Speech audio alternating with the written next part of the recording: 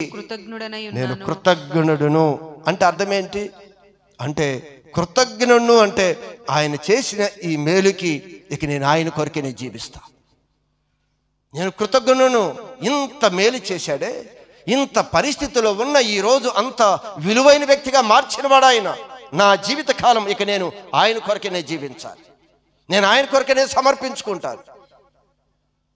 నేను కృతజ్ఞుడు. మనకు కృతజ్ఞత ఉందా? రక్షించబడ్డామని ఏదో కబుర్లు చెప్పుకుంటున్నామే కానీ అంతా కూడా నీ చిత్తం జరగాలి. నీ ప్రయాస దేని కొరకు? నీ ప్రయాస మంచిదే. నీకు సామర్థ్యత కలిగజేసిన వాడు ఆయన, నువ్వు మర్చిపోవద్దు.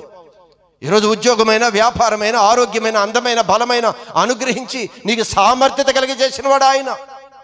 కృతజ్ఞత లేక సామర్థ్యత కలిగజేసి నేను విమోచించిన ఆయన చిత్తమేంటో తెలుసుకోకుండా ఇదిగో మరలా మన యొక్క దేనిలో వెళ్ళిపోతున్నామంట.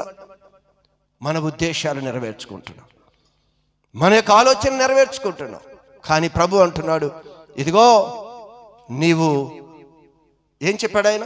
జీవించువారు ఇక మీదట అలా జీవించద్దు. సంఘంతో చెప్తున్నాడు. జీవం కలిగిన దేవుని సంఘంలో దేవుని చేత విమోచించబడిన ప్రతి క్రైస్తవుడు గురించి చెప్తున్నాడు. ఇదిగో నీవు ఇక మీదట అయిపోయింది. గతంలో నువ్వేదో చేసావేమో, ఇక మీదట నీ కొరకు జీవించడం కాదు, ప్రభు కొరకు ఆలోచించు.